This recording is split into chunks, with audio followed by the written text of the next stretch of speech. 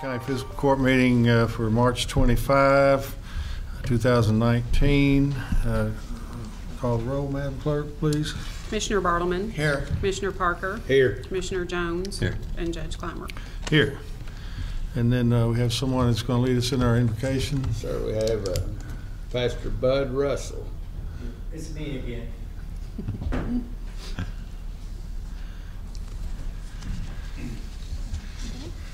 Let us stand for prayer.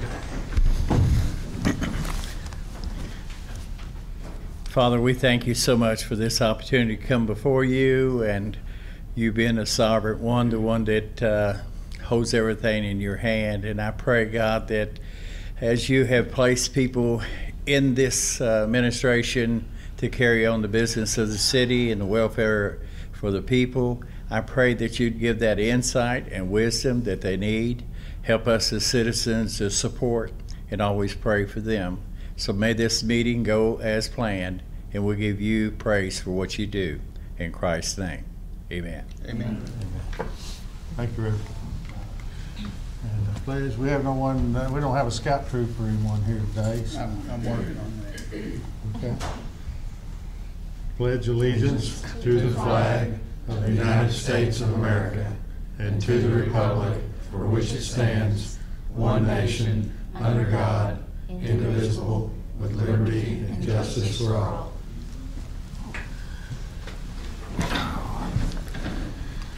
All right, now we need to approve the minutes from March 11 meeting. So moved. Second. Any discussion? All in favor, aye. Aye. Opposed, no. That carries. Minutes are approved. Then on the discussion items, we have Eric Harris that was going to come give us, yes sir, Mr. Harris, from the Soil Conservation District. We've got some information I think I saw in the packet here. Welcome, Mr. Harris. Well, thank you, Judge, and thank you, Commissioners, for allowing me to come down and give you a report from the McCracken County Soil Conservation District. As you know, the Soil Conservation District receives $30,000 a year from the Fiscal Court, and what we use with those funds are we employ one salary for the district that works 24 hours a week at $11.50 an hour. We pay rent to Kentucky Farm Bureau at $600 a month. Then we pay for internet, supplies, postage, paper supplies, just your basic office supplies out of that fund. We offer scholarships to students graduating from basically any high school in McCracken County that are basically any student that's already enrolled in a university that's majoring in agricultural subjects or natural resource related fields. But they must take one ag class per semester. We also have a conservation art and writing contest. Each school that participates receives $50. We had 14 schools participate last year. Each school that places winners, the first place receives 25, second place receives 15, and the third place receives 10. And then they receive a t-shirt. And then county winners receive, for first place, $100. Second place would be $50, and then 25 respectively. And then we also have an awards banquet that we award plaques and t-shirts with for the winners, the school winners. And that banquet usually runs about $750. We also maintain 2 no-till drills that's available for landowners in the county for $8 an acre. And we also offer that to people out of the county for $12 an acre. And what that does, that just helps maintain good conservation for the county. That's what that's for. There's no, I guess, money trying to be made for that. It's just to help the conservation of the county. We have school programs where we go around and do various education programs. And then the big popular thing is the tree seedling giveaway, which is Thursday and Friday of this week. We've got about 3,000 tree seedlings that we're going to give away. And they consist of bald cypress, pecan, persimmon, cherry bark oak, and swamp chestnut oak. And that's going to start at 9 a.m. Thursday and Friday morning. So that's basically my report. If you have any questions, I'll try to answer them. If I don't have the answer, I'll try to get it for you. So I'm fairly new to the board, but that's my report. Do you do any help coordinate any mitigation to clean streams or creeks or ditches? That has been brought up in the past. It takes money to do that, and we do not receive that amount of money because it takes lots of money to, especially Clarks River. That's one of them. But we would be open to funding to help that situation. Do you do any at all, or I mean, I know it's expensive. No, we don't. I mean, the other surrounding counties have.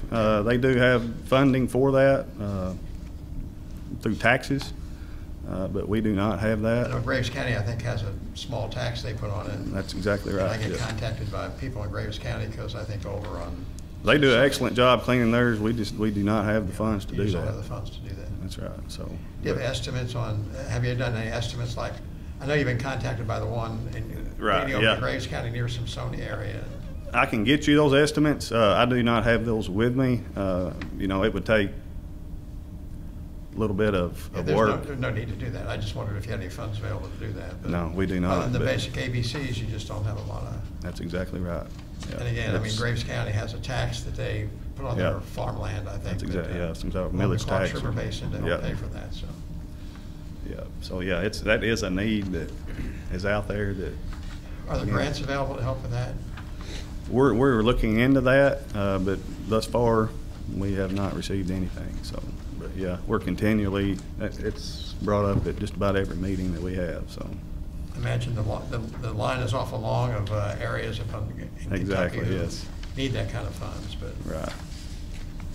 at some point, we hope to hire somebody to write grants, and maybe we can help with that if we're able to do that. Yeah, that would be great, because that is, like you say, that's a need that needs to be done, especially, you know, on Clarks Rivers, so it's But causing. you don't get any state money or federal money other than this, than what you mentioned in here, then? Yes, there are some state funds, you know, somewhere around, probably around 10 to 15,000 that roll Right. into that to help pay for that, because if you add that up, it does not, It's not much. it's not there, so. Okay. Good. but, Thank you. all right, Thank you. Appreciate you Any coming to questions? brief us on that. No, thank you, Eric. Thank you. Thank Thanks, you. sir. Then we have a second reading of ordinance 2019-03, the TIF development program. You got that there? Well, on second, y'all just vote on it. Okay.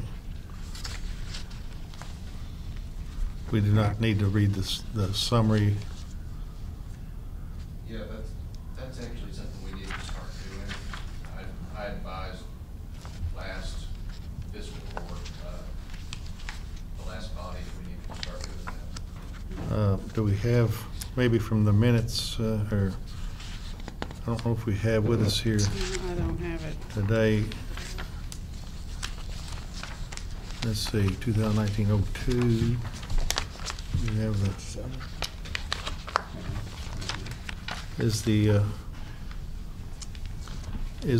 Sam, is the summary, that highlighted part right at the first of the ordinance? There's a summary. An ordinance making certain findings concerning, is that it? It's actually an order that sets out the Oh. summary format. I probably got it in the folder downstairs. I didn't realize we were supposed to start reading it again the second time, or I would have brought it, because we didn't ever do that before, so. Yeah, that's something I addressed a couple times last commission. Yeah. We need to start doing that. It has to be Okay. two readings of certifications that it's all correct. The same as Okay. what was in the minutes. Hmm? Would it be the same as what was in the minutes last month? Well, that's what I was looking. I should, but I don't have those either. That's, well, it looks like, Sam, from the minutes of the last meeting of the 14th, I think what we read was that. Yeah, we got it. Yeah. You got it? I read it and then I read the summary, or just the summary. Yeah, you read the title. Right. You read the summary. Yeah. Certification that's accurate. Okay. Okay, ordinance number 2019-03. An ordinance making certain findings concerning and establishing a development area for economic development purposes within the city of Paducah, McCracken County, Kentucky, to be known as the Downtown Riverfront Development Area, approving a local participation agreement between the city of Paducah, the county of McCracken, and the city of Paducah Finance Department, establishing the process for administering the plan, establishing an incremental tax special fund for approved public infrastructure costs and redevelopment assistance, and designating the City of Paducah Finance Department as the agency responsible for oversight, administration, and implementation of this ordinance, and the special fund authorizing the judge executive to take such other appropriate actions as are necessary or required in connection with the establishment of the downtown area. The action taken by the present ordinance is authorized by Kentucky Revised Statute Section 65.7041 to 65.7083 and 154.30 through 010 to 154.30 through 090. The present ordinance enables the county, in conjunction with the city of Paducah, to take all action necessary to establish a special fund that will contain funds generated by the pledging and transferring to the fund of a portion of the real property tax revenues and occupational tax revenues by the city, county, and state. These funds will be used to reimburse the financing and or upfront cost of the downtown riverfront development area. The anticipated results of this development endeavor include mixed-use retail and restaurant space, additional hotel rooms and residential buildings, as well as the construction and renovation of public buildings that will provide meeting, entertainment, and educational space. And then I go ahead and read certification and the public inspection, right? And then that's it. It is hereby certified by McCracken County Fiscal Court that the present summary represents an accurate official statement of the main points of and contents of ordinance number 2019-03. Public inspection. Ordinance number 2019-03 shall be available for public inspection in its whole and complete form in the McCracken County Judge Executive's office during ordinary business hours. Is that it? Okay. Yes. Second. Who made Let's the do this. motion? Eddie made the motion. Okay. Second. We've got it listed as Q on the orders, but we can go ahead and, we'll go ahead. Any discussion? No, I just want to make sure, I got a couple of calls on this, that we understand there is no new taxes, and when this takes effect, it freezes the taxes in place, and we still collect those, correct? Yeah. You good? Yes, You've looked into it. this creates an increment, and so basically whatever the tax value is now, we'll continue to receive, but the increment that is generated from the increase will go toward this TIF district. And so really, we gain, there's money that would have gone to the state that we get to keep if it's approved by the state, so we come out ahead. Right. Absolutely. Of course, it's got to be approved by the state, Right. just at that process. But Right. So wait for us to direct state dollars back to our Right. TIF. And it'll either be approved or not, but if it is approved, then we will, not only will it not cost us tax money, but we will gain taxes that would have been sent to the state. Correct. Yes. All right. Let's see. Discussion. Yeah, we have a motion and a second. All in favor? Aye. Opposed? That carries. All right, then we've got a presentation as the preliminary McCracken County jail budget as required by KRS 441.215. Any questions about any of that? Did we have somebody, was somebody going to address that? Or are we just? What's the question? Okay.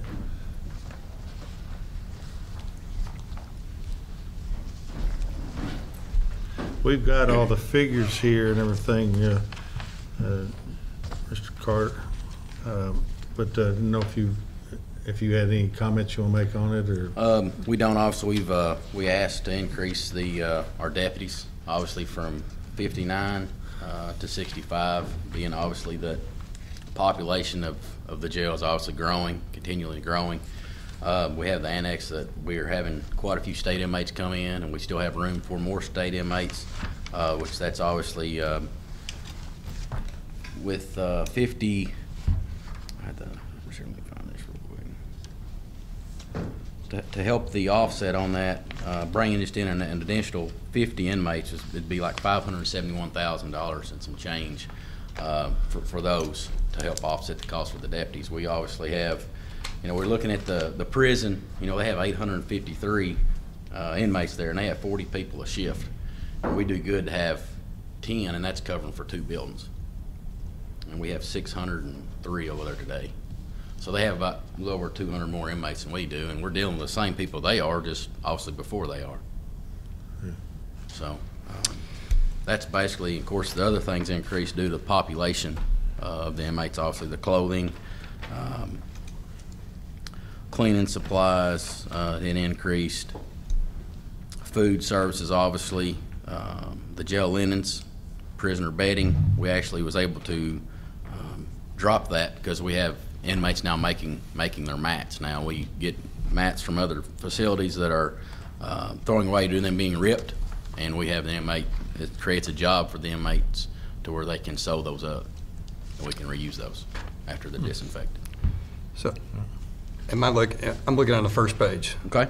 And account number 4537, state prisoner, I'm reading that as state prisoner income. Okay. Anticipated to be 4.4 million, and that's up from 2.9 from last year. Yes, sir. And so that's an increase of 1.1 It is. million in revenue. It is. And we have room for more, but excuse me, obviously with the population of county inmates coming in getting arrested daily, we didn't want to continually get more inmates from the state system to fill the annex up with the lack of manpower, obviously.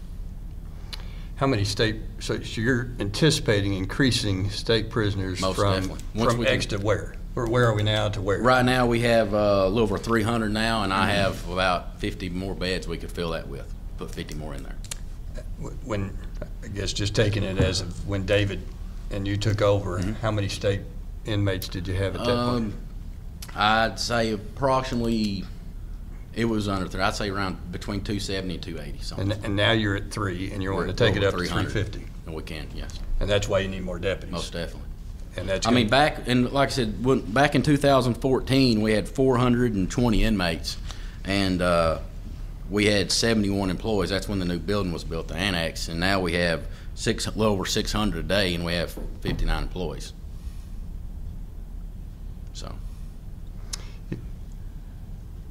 So how many county inmates do we have? 236. And those are the ones that cost us the most money? Those are. We do not make anything off of those. We just have to hold those to their trial, and then they get sentenced to become a state inmate at that time where they bond out of jail. I'm just going to say it one more time in case the district judges are listening. It's the county inmates that cost us the most, right? It is the county inmates, yes, sir. We need to go ahead and hurry up and fill up with state inmates so we don't have any room for them. And we're also trying to get some. We're also have some federal inmates. We actually got an email last week that they was wanting to give us a lot of federal inmates, but the problem was we was going to be transporting them back and forth to Indianapolis. So we obviously don't have the manpower to take those, because that's obviously, you can also make money there as well to replenish the county for our employees. Do you have a commitment from, I know the state's always looking for beds, but do you have a commitment from them if you create? We do. We actually learned that every Thursday we send a report in the state, and all we have to do is send them a report saying we want more state inmates, and they'll be more than happy to send them to us. So they'll send you whatever you've got room for? I actually had to tell them to hold up because we was getting more than we could handle. I noticed that the the salaries will increase by about 10%. Is that to cover over the current budget, over the next budget? Is that to cover, I'm sorry, the current, the proposed 2019-20 for salaries is 2.5 million. The budget for this year is 2.3 million. That's an additional 230,000. Is that to cover the, I'm looking at the second page of this document you gave us. Okay. Where it has total jail salaries. Is that to increase the number of employees needed to cover the increased state plus or is that to bring the level That up? should get us up to 65 employees. Okay. So that just brings up what you need to efficiently run what we've got right now. Mm-hmm. And will that include the additional employees needed to have the additional state inmates? Once we get up to 65, I see no reason we can't get an additional 50. So that estimate will include the amount needed to hire the additional employees to raise the additional funds. And the state prisoner amount will increase by about 1.5 million or so. Is that correct? About that, yes. And what other expenses are there to go with that? Food expenses, and what's the net increase in revenue? Have you calculated that? I know it probably won't cost another 1.5 million to feed them and clothe them. Yeah, and then a lot of your medical stuff gets reimbursed by the state. Okay. So we can send We that. might ask Mr. Doolittle to help on that. You did some of that analysis.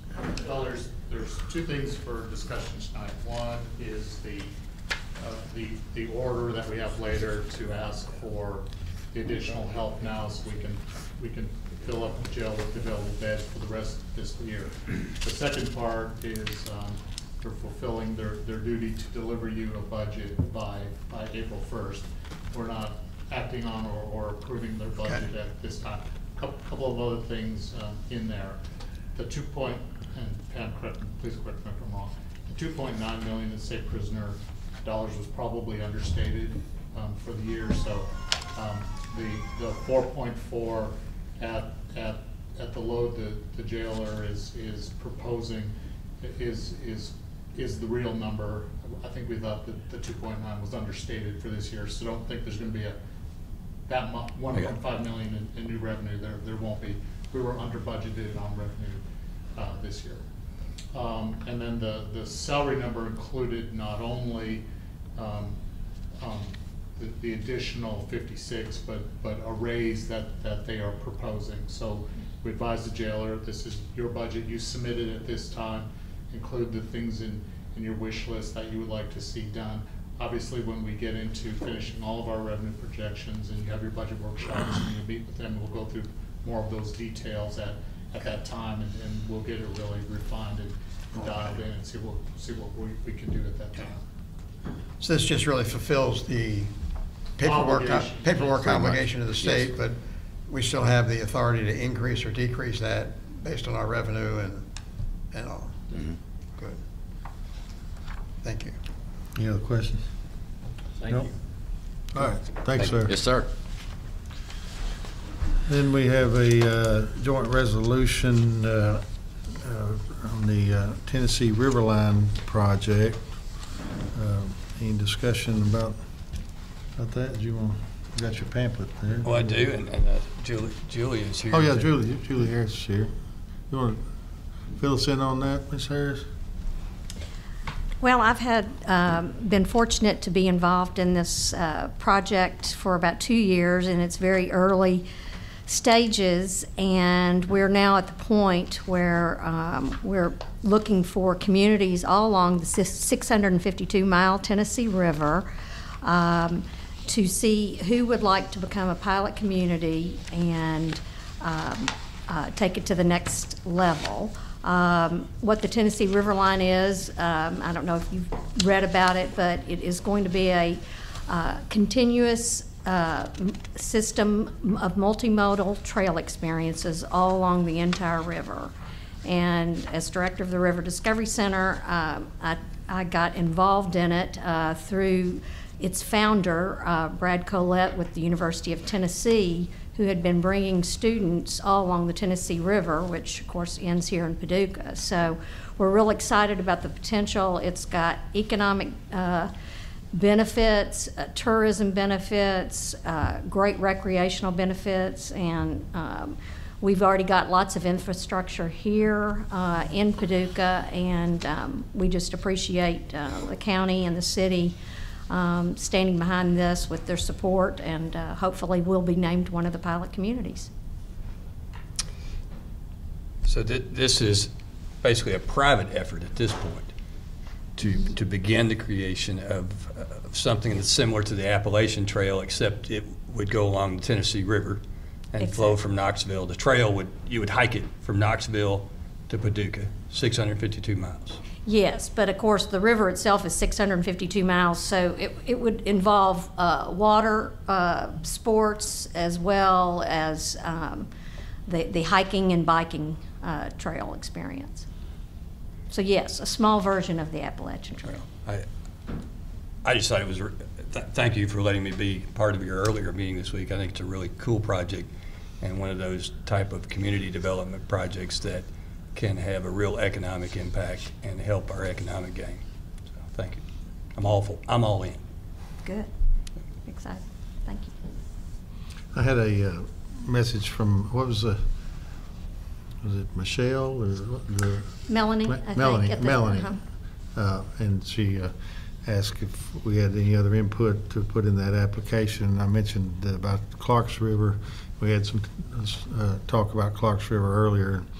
I think that this cleaning up, and I have a vision of increasing the accessibility of Clarks River on up into Graves County and down to the mouth of Clarks River where it flows into the Tennessee.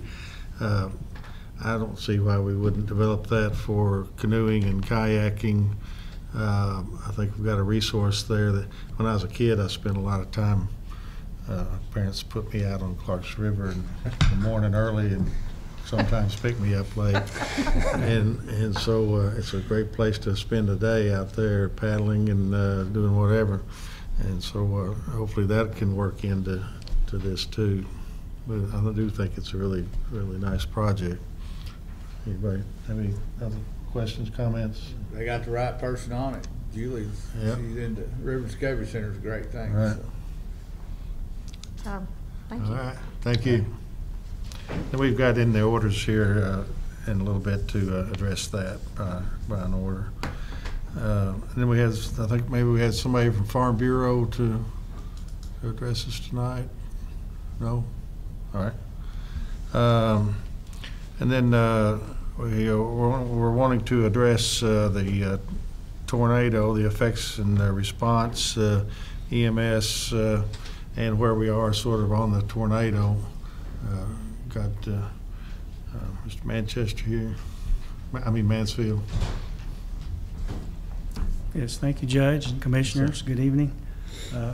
Judge Executive asked me to give you a report on the tornado that struck our county March 14th. According to the National Weather Service, it traveled about a 16-mile path entering the county.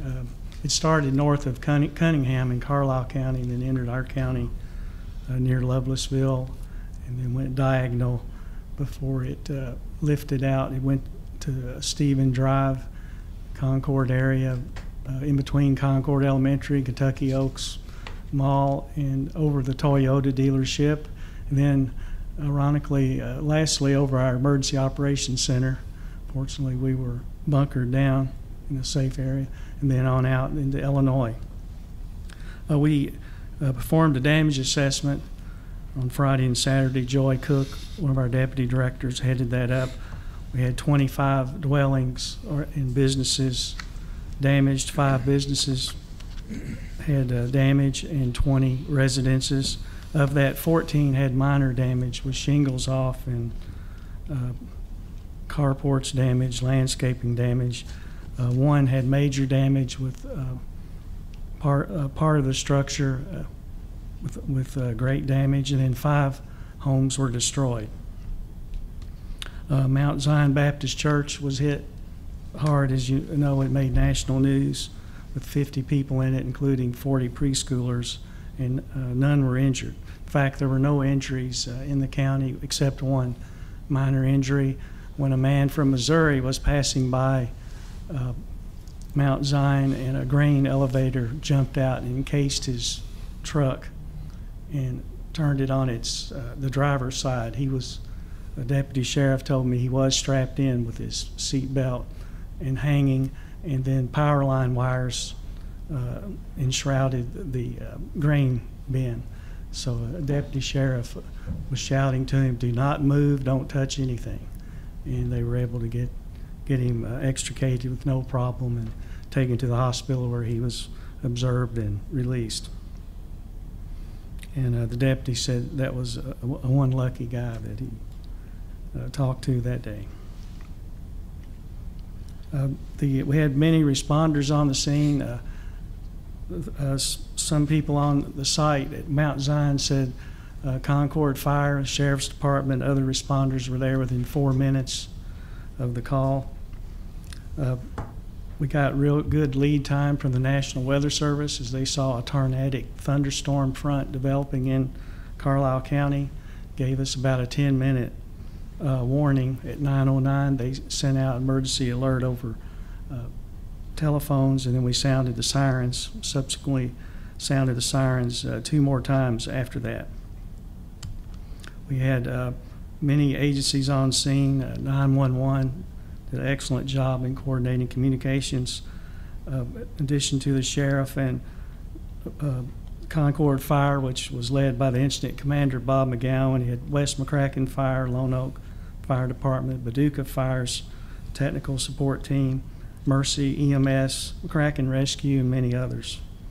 The Jackson Purchase Energy Corporation immediately responded and had mutual aid teams from Tennessee come to get the power restored. There were about 9,200 people out of power that morning, and by the evening they'd reduced that to 42, and then took care of those the next day. The main damage to the power facilities were the substations, and the one at New York in the Gage area took the major hit. That's what caused the long-lasting outage for some people. The National Weather Service came that afternoon and walked down and drove down the tornado path, categorized it as a EF2 on the Fujita scale, which means it had peak winds of 125 miles per hour as it went through the county.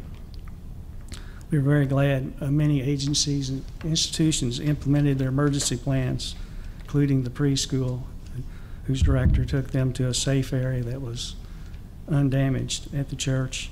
West Kentucky Community College, Baptist Health, Department of Energy, all called in and said they were taking cover, and then many other organizations as well. So we're glad that the planning and annual drills we have paid off. And the courthouse had just had a drill the Wednesday before and took cover as well. So that helped save lives everywhere. The tornado is not going to be, fortunately, is not enough damage to justify a federal declaration. But we're still working the flood, which we're trying to get a federal declaration on that. I think it's a historic point, not one to be envied, that we have 2 disaster declarations simultaneously ongoing in the county with the tornado and the flooding that the Reedland area and Noble Road area have experienced over the last 4 or 5 weeks. So our responders have worked well in going to those areas and helping people throughout this period. Tomorrow, the Federal Emergency Management Agency will be in McCracken County and meet with us at the Emergency Operations Center, and they will have a 2-person team to assess damage for the flooded area in southeastern McCracken County and in the northwest part of the county that's affected. And they will be escorted and assisted by a disaster recovery specialist with the Kentucky Division of Emergency Management. They will be looking at costs incurred by local governments, Paducah and McCracken County during the flood period for emergency protective measures. It's too early to tell if we have road damage because the county engineer, the water has just gone down. The county engineer will have to assess road beds, but we did incur cost on overtime with employees and using equipment. The city and county had a joint sandbagging operation, produced over 23,000 sandbags. And of course, floodgate installation was very expensive for the city. So all of those costs might be covered by FEMA should we get a federal declaration by the president. So we'll meet with them tomorrow and show them these areas and then await their decision. So it's been a challenging couple of weeks, but we're getting ready for the next event, whatever that might be. That's my report, Judge. If there's questions, be glad to try to answer. I have a question. What would be their timeline on deciding whether the flood qualifies for FEMA? I talked to the recovery division at the state today. They said after tomorrow's meeting, the team will go back and excuse me, work with the Division of Emergency Management in Frankfurt and put their figures together from counties in the eastern part of the state and the western part of the state that have had flooding, then see if we exceed $6 million threshold, which is the threshold for asking for a minimum amount of damage incurred by local governments to ask for a declaration from the president. It looks like we're going to make that. So then it goes to FEMA, then FEMA prepares a study, and then they present that to the president with their recommendation. So they told me they're looking at a declaration, if we're successful, around the beginning of May. They won't allow you to bundle the two disasters together, will they, for emergency? No, they won't. I asked about that, and they said the tornado will be treated as a separate incident, and we can't combine those. Can you add the damage to power lines like Jackson Purchase's expense? Can that be added to the yes, sir. the FEMA, and it still won't reach the threshold on the tornado? No, it wouldn't. But it will on the flood. Okay. The McCracken County gets credit for any damage or cost incurred by the fiscal court, the city commission, or other public agencies, plus the Kentucky Transportation Cabinet work that's done in McCracken County and Jackson Purchase Energy Corp work done in McCracken County. All those are combined. We have to meet a cost threshold of $247,800, which we will meet that easily because the city of Paducah is going to spend several $100,000 on the floodgate installation and takedown. That would include the portable flood wall they put up around the executive, yes, sir. The executive and the convention center. Yes. Okay. So does the tornado have that same threshold? It's got to be 247, or? Yes, it would be. And we're just not close to that. No, we just don't have highways damaged or any type of damage like that to public facilities. And you can't include the private home damage in that? No, that's separate. FEMA determines that. You know, there's a possibility for individual assistance for the flood, but I don't think we have an opportunity for the tornado. Again, I know you probably checked this, but if you added Carlisle County damage and Ballard County damage, and you still wouldn't reach a threshold? Or does it have to be one county? No, the threshold is per county. It's about $3 and something times the latest census figure. That's how they arrive at the 247,000 for us. But it does help if other counties have been hit. The more counties in an area or contiguous counties, as FEMA terms it, that are affected, the better the chances are because they see the area and the economy affected by when more people are affected. Yeah. So there's another plug for the census. Yes. The damage is actually based on a monetary figure times the number of people who reside in the county. Yes. Yeah. And so we're going to be promoting the census heavy. I think we all appreciate the work you've done. I know it's been a long, 2-3 months, I guess you've been on yes. flood work. and all you've done. I think we all appreciate the work you've done and all the other first responders that sometimes don't get credit, the fire departments and Yes. police officers and other emergency personnel, but we appreciate all the work you've done on Thank doing you. that. We have a great I know it's team. difficult for school systems. I know they probably had some increased costs in having to reroute buses. Can you Yes. take any of that into consideration? Cost to the school system? No, not the rerouting. If I mean, they'd for the- had other damage, I mean, for the Because- flooding, I mean, the fact they had to run maybe different bus routes and stuff, does that not increase cost?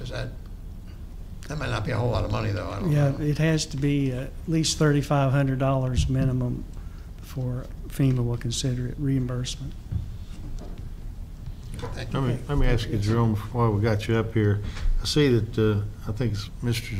Scott and Copeland are here. They were here at the last meeting addressing the Duck Creek pumping.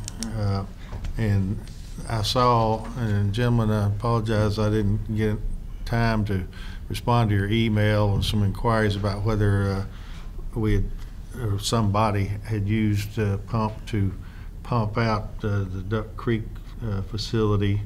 Again, do you happen to know if the county or I think the county was running the pump during the flooding, the high Yes. waters? Do you know if that pump was generated to or used to pump water out of the Duck Creek, I guess since the last commission meeting or recently in the last couple of weeks?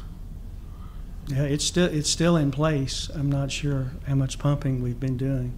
I think, Judge, I know the answer to that. Okay, come on. On the, I don't know if it was the day of the tornado or that week, there was a day of the heavy downpour. It might have been the same day of the tornado, and it filled that basin back up, and the county road department did reactivate that pump for a short period of time. Okay. All right. Did you gentlemen want to address us on that, or Does this gentleman here know if it's illegal to pump water over that levee? is it illegal to pump water over the levee? I would have to say it's not illegal to pump it over.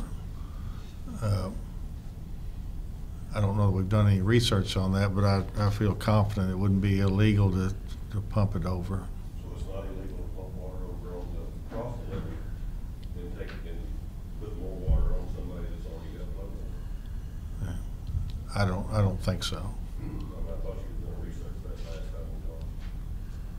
Whether it was illegal, I don't recall us talking about whether it was illegal, whether it was wise or whether the effect of it. I don't recall there being a discussion about it, whether it was illegal. Does it look like sent you an email or you researched it and seen it was illegal or illegal to pump water over the levee?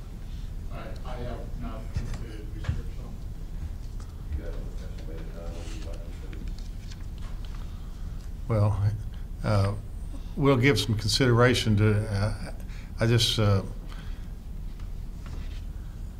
I can't see on what basis it would be illegal for a county government to pump water out of an area that's flooded to save some of the residents' buildings that they reside in. And I know your response is, well, they're putting it over on us, but I believe, and I don't know if you know, Jerome, I know the water has been receding at a fairly rapid pace, I think. The downpour, I can't speak to, and I don't know if you can, whether the pumping of that downpour water that sat at Duck Creek would have in any way affected the residences on the other side of the flood wall. I have to think and I know you guys are not fans of Rick Murphy, but I know that his position, and he's the city engineer, and I think, has certainly knowledge of these things, was that even during the flood, the amount of water that was pumped from Duck Creek had a minuscule, if any, effect on the level of the water over flood wall. And so following that rationale, I would have to think that that same thing would apply from a downpour at Duck Creek. And that reminds me also, I read in the paper, and I guess we'll find information in the morning when we talk to the EMS folks. I see talk about more flooding coming. And do you know if that flooding is limited to mostly the Mississippi River, or if we're going to, are we going to anticipate more flooding in our area? Do you know? Well, the National Weather Service issued their spring outlook Friday. They mentioned major to moderate flooding on the Mississippi River from snow melt, and then we'll have snow melt from the northeast coming down to Ohio. And it highlighted there was a good chance that we could have more flooding here in May in this area, because we're the center point for all these other river basins. Okay. All right. Anything else? All right. Thanks. Thank sir. you. All right. Let's see. And then we have a number of budget transfers. It is ordered the necessary cash transfers in the amount of $154,902.05 be made in order to pay county bills approved March 25th, 2019. All right. Motion on that? Second. There's a motion? Motion. We've got a second? Second. Okay. Any discussion? All in favor, aye. Aye. Opposed, no. That carried. Accounts payable. It is ordered to approve the vouchers claims register from March 11th, 2019 to March 25th, 2019 to show county bills in the amount of $277,240.43 were paid. So moved. Second. All right. Any discussion? All in favor, aye. Aye. Opposed, no. Carries. And then the long list of court orders as always. Madam We Clerk? ready? Yes, ma'am. It is hereby ordered that Joint Resolution 2019-02 be passed representing the official action of the McCracken County Fiscal Court to adopt jointly by the City of Paducah, Kentucky and the McCracken County Fiscal Court, stating shared support of both entities in the Tennessee Riverline Pilot Community Project and the shared intent of both entities to complete an application for participation in the project. So moved. Second. Motion and second. Any discussion? All in favor, aye. Aye. Opposed, no. That carries. It is ordered that the McCracken County Fiscal Court join with the City of Paducah in pursuit of the Household Hazardous Waste Grant through the Kentucky Division of Waste Management for the annual Spring Clean Day 2019. I'm freezing. I'm So sorry. made. Second. Any discussion? All in favor, aye. Aye. Opposed, no. Carries. It is ordered to accept the resignation of full-time Deputy Jailer Lauren Trout, effective 3/11/19. She has 4 vacation days to be paid for and a half a sick day to be credited to the Kentucky retirement system. So made. Second. Any discussion? All in favor, aye. Aye. Opposed, no. Carries. It is ordered to accept the resignation of full-time Deputy Jailer Angel Pagan, effective March 22nd, 2019. He has 3 sick days to be credited to the Kentucky retirement system. So made. Second. Any discussion? All in favor, aye. Aye. Opposed, no. Carries. It is ordered that effective March 25th, 2019, Jessica Fortner be hired as a full-time deputy jailer at an hourly rate of $12.25 per hour, less statutory deductions, all of which are subject to further order of the court. So moved. Second. Any discussion? All in favor, aye. Aye. Opposed, no. Carries. It is ordered that effective March 25th, 2019, Shelby Allman be hired as a full-time deputy jailer at an hourly rate of $12.25 per hour, less statutory deductions, all of which are subject to further order of the court. So made. Second. Any discussion? All in favor, aye. Aye. Opposed, no. Carries. It is ordered that effective March 25th, 2019, Michael Wallace be hired as a full-time deputy jailer at an hourly rate of $12.25 per hour less statutory deductions, all of which are subject to further order of the court. So made. Second. Any discussion? All in favor, aye. Aye. Opposed, no. Carries. It is ordered to accept the resignation of full-time deputy jailer Richard Sharp effective March 2nd, 2019. He has no time accumulated. So made. Second. Any Who discussion? seconded? Did you? I did. Any discussion? All in Aye. favor, aye. Aye. Opposed, no. Carries. It is ordered to accept the resignation of full-time deputy jailer Sheila Vogt effective March 20th, 2019. She has 2.5 vacation days to be paid for and no sick days accumulated. So made. Second. Any discussion? All in favor, aye. Aye. Opposed, no. Carries. It is ordered that the number of deputy jailers employed by the McCracken County Jail is increased from 59 to 65 effective March 25th, 2019. So made. Second. And any discussion? All in favor, aye. Aye. Opposed, no. Carries. It is ordered the amount of $58,766.33 be paid to Bill Dunn, McCracken County Property Valuation Administrator, same being third and final installment of the county's statutory obligation to the PVA for fiscal year 2018-2019 based on certified assessment. So made. Second. Any discussion? All in favor, aye. Aye. Opposed, no. Carries. It is ordered to record the interfund cash transfers for the month of February 2019. So made. Second. Any discussion? All in favor, aye. Aye. Opposed, no. Carries. It is ordered to record the treasurer's financial statement for the month of February 2019. So moved. Second.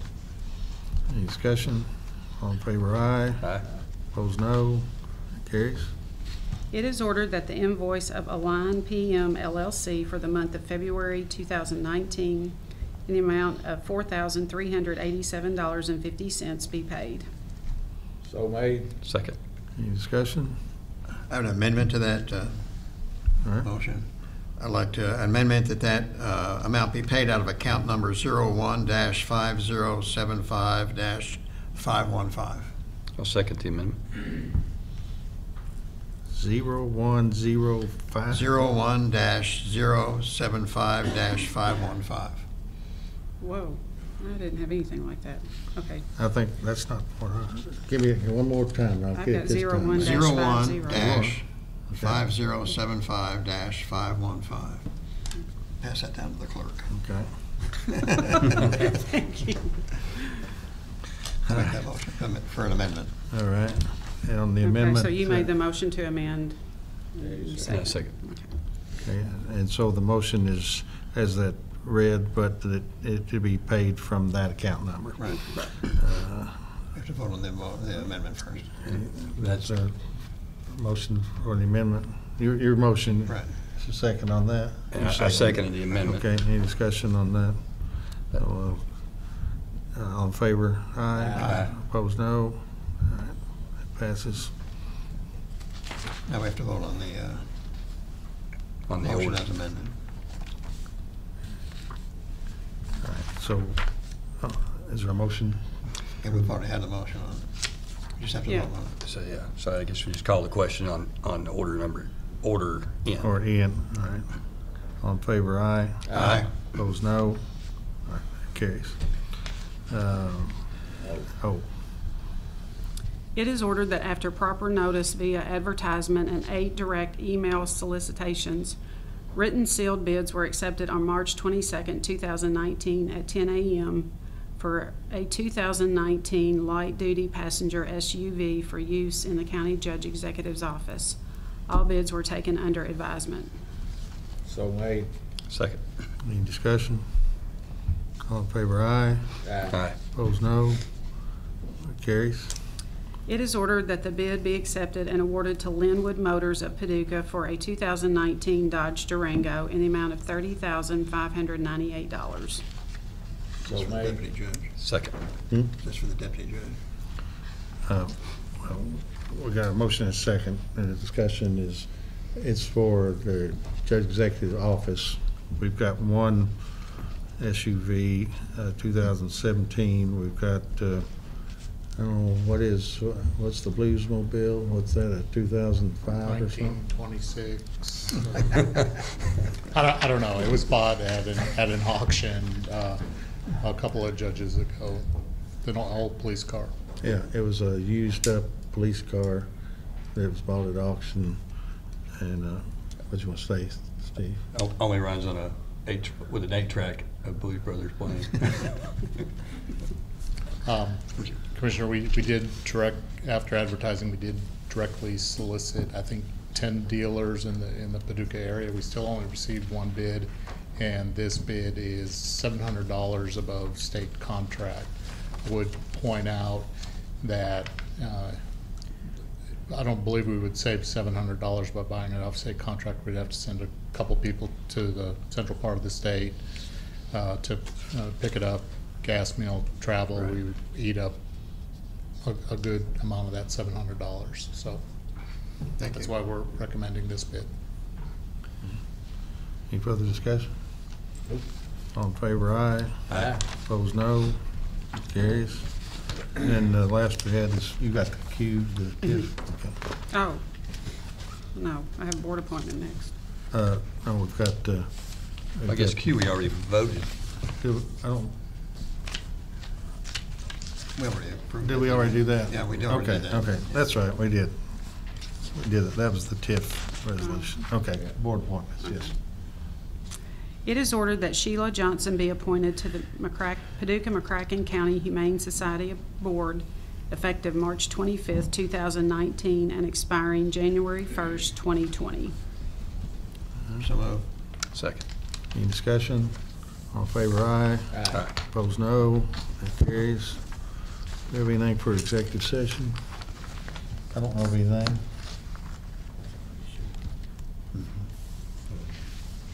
No? I don't have a need for executive session. All right. Anything else we need to do? All right. Motion to adjourn then? So made. Second. No discussion. All in favor, aye. Aye. Opposed, no. Carries. We're adjourned. For January.